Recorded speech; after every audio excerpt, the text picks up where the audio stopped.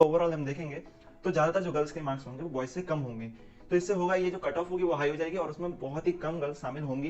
बात ही अगर जो कट ऑफ अलग रखी जाएगी तो इससे गर्ल्स को ये फायदा होगा क्योंकि उनका कंपटीशन केवल गर्ल्स से होगा, जो सभी गर्ल्स एक से हैं जो पहली बार एनडीए का एग्जाम देने जा रही हैं।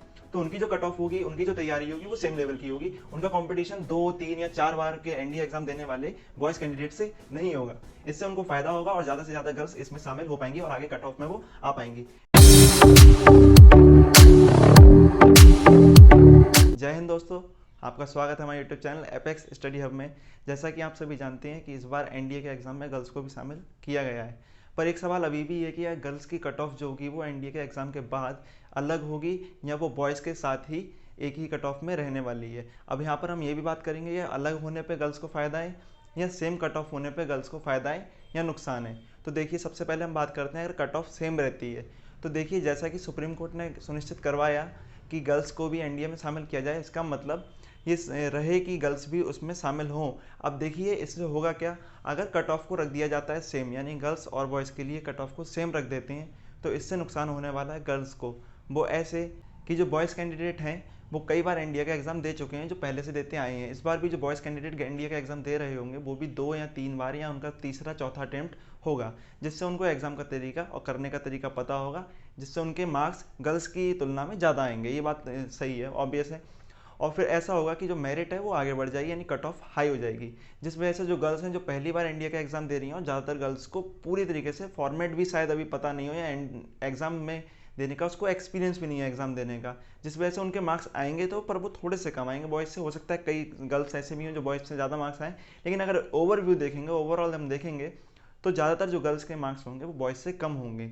तो इससे होगा ये जो कट ऑफ होगी वो हाई हो जाएगी और उसमें बहुत ही कम गर्ल्स शामिल होंगी, या बहुत मुश्किल से ही कुछ ही संख्या में गर्ल्स उसमें शामिल हो पाएंगी या उस कट ऑफ के अंदर वो आ पाएंगी। तो इससे नुकसान होगा गर्ल्स के लिए, उन कैंडिडेट के लिए जिनने सोच रखा था कि हाँ एनडीए में हमारा हो जाएगा।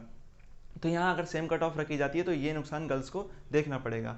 अब बात करते हैं अगर कट ऑफ को अलग अलग रखा जाए तो क्या होगा। अब देखिए, अगर कट ऑफ अलग अलग रखी जाएगी तो उसमें ये है कि जो एनडीए में हम नेवी, एयरफोर्स, आर्मी और नेवल एकेडमी में जो सीट्स होती हैं, उसको पहले तो हमें ये भी करना पड़ेगा वहाँ पर कि गर्ल्स के लिए जो सीट है वो अलग रिजर्व करी जाए। साथ ही अगर जो कट ऑफ अलग रखी जाएगी तो इससे गर्ल्स को ये फ़ायदा होगा क्योंकि उनका कंपटीशन केवल गर्ल्स से होगा, जो सभी गर्ल्स एक सी हैं जो पहली बार ये एनडीए का एग्ज़ाम देने जा रही हैं। तो उनकी जो कट ऑफ होगी, उनकी जो तैयारी होगी वो सेम लेवल की होगी। उनका कंपटीशन 2 3 या 4 बार के एनडीए एग्ज़ाम देने वाले बॉयज़ कैंडिडेट से नहीं होगा। इससे उनको फ़ायदा होगा और ज़्यादा से ज़्यादा गर्ल्स इसमें शामिल हो पाएंगी और आगे कट ऑफ में वो आ पाएंगी, जिसके बाद उनका एसएसबी इंटरव्यू वगैरह कंडक्ट कराया जाएगा। लेकिन अगर सेम कट ऑफ रख दी जाती है तो इससे नुकसान केवल और केवल गर्ल्स कैंडिडेट को होने वाला है, क्योंकि ज़्यादातर बॉयज़ कैंडिडेट इसमें आगे निकल जाएंगे और उसमें गर्ल्स कैंडिडेट बहुत ही कम सिलेक्ट होंगी।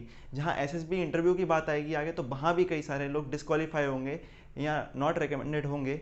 तो जिसके बाद से अगर हम देखें लास्ट में जाके तो मेडिकल वगैरह है, उसके बाद तो गर्ल्स कैंडिडेट शायद कुछ ही बचें या बहुत ही कम संख्या में 2 4 की संख्या में बची रह जाएंगी। ये बात सही है। और अगर अलग कट ऑफ रखी जाएगी तो ज़्यादा संख्या में एक सेपरेट बैच चलेगा जो गर्ल्स के लिए होगा और एक बॉयज़ के लिए अलग, जिससे फ़ायदा होगा गर्ल्स के लिए क्योंकि वो पहली बार एग्ज़ाम दे रही हैं। तो इससे उनको ये फ़ायदा मिलने वाला है और मेरे हिसाब से यही होना चाहिए, जो कट ऑफ है वो अलग रहनी चाहिए। और आपको भी क्या लगता है आप बता दीजिए कमेंट बॉक्स में। तब तक के लिए अगर आपको ये वीडियो अच्छा लगा हो तो इस वीडियो को लाइक करें और चैनल को सब्सक्राइब करें। और ध्यान रहे कि 14 नवंबर को पेपर के बाद सबसे पहले जो आंसर की है वो हमारे चैनल पे आपको मिलेगी। पेपर देने के आप ठीक बाद, जैसे आपका पेपर खत्म होगा, यहाँ पर आंसर की उसके आधे या 1 घंटे बाद हम अपलोड कर देंगे। तो उसके लिए चैनल को सब्सक्राइब कर लें।